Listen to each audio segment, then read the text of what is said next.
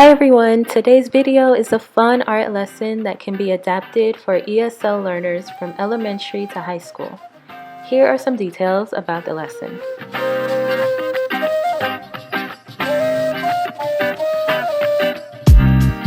First, you'll need to take photos of your students. Depending on how many you have, this prep time can take 20 to 30 minutes.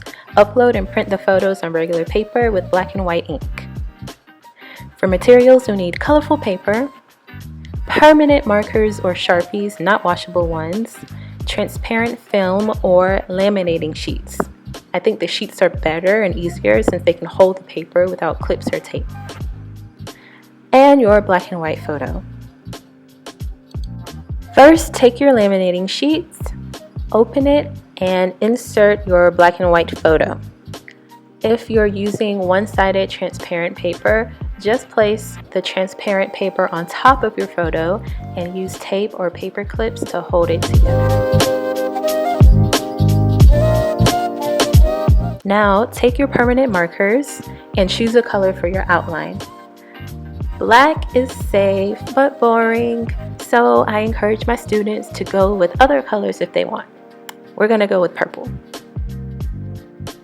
Start by tracing the outline of your head and hairline, then face, clothes, and everything else.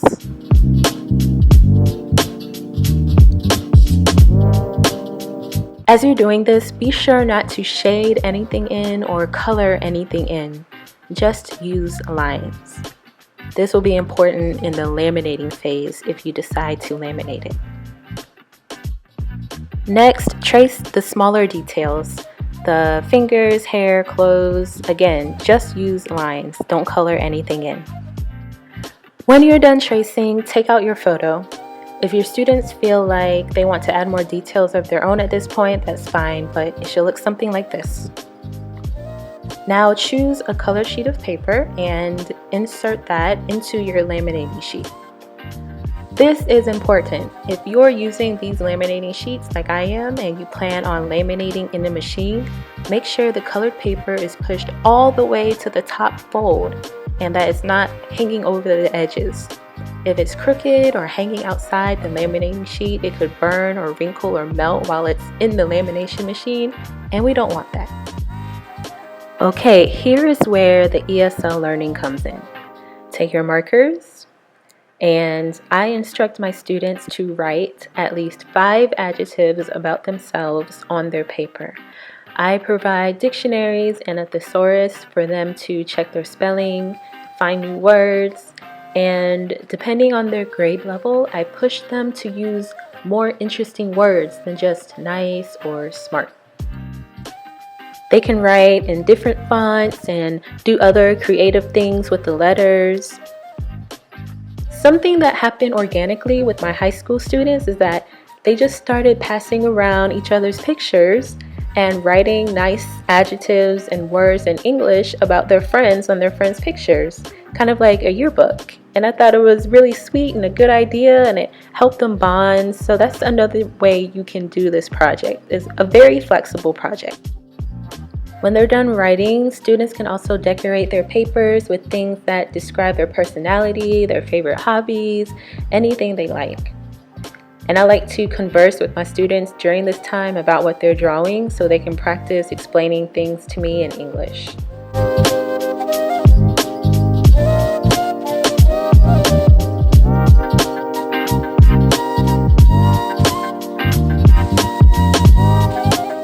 And we're finished! So you can end the activity here without laminating, or you can go ahead and laminate it so that the paper won't fall out and shift and get lost. One thing about laminating that you need to be careful about is that sometimes if the marker isn't completely dry, it will sort of smudge or bleed in the lamination machine, and it will leave these little ghost marks. This is why it's important not to use too much color or to shade in the beginning, because it will bleed and it won't dry completely. Like here you see it says creative, like this little ghost mark, and up there is the real word, so just be careful with that. So here are the final products. Laminated, non-laminated, either way works well. Once again, this is a very adaptable lesson for many age levels and for ESL students. It's just a fun way to combine art and ESL learning together. If you enjoyed this video, please like and subscribe for more, and if you have questions, let me know in the comments.